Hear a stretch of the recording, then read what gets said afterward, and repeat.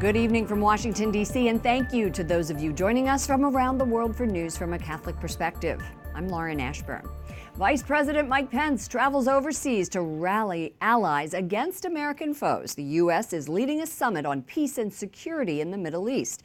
The gathering has been denounced by Iran and Russia. The Pences landed today in Warsaw, where the U.S. just announced a deal to sell Poland high-tech rocket launchers. Our White House correspondent, Mark Irons, is on the ground providing coverage of the vice president's trip. Good evening, Mark. Good evening, Lauren. I'm standing in front of the historic St. Anne's Church here in Warsaw, Poland. Now, today, Vice President Mike Pence spent a significant amount of time with the Catholic president of Poland. Their message was one of unity, focused on their strong alliance and military cooperation against places like Iran. The Vice President and Second Lady Karen Pence landed in cold, windy Warsaw today with nothing but warm words for a U.S. ally. To reflect on and to celebrate the remarkable bond that exists between our peoples and our two nations. The Vice President greeted American and Polish service members and was briefed by U.S. military officials about the current status of U.S. troops stationed in Poland. The president there, Andrzej Duda, has called for a permanent U.S. base on Polish soil, even suggesting last year it could be named Fort Trump.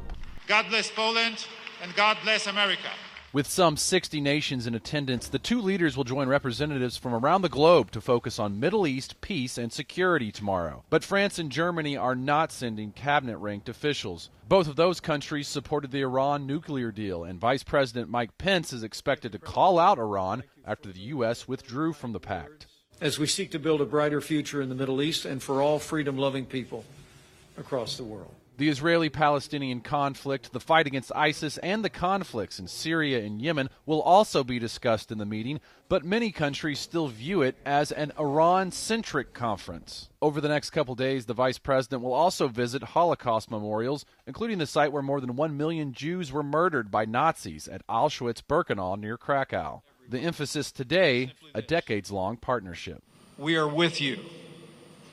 We will stand with you.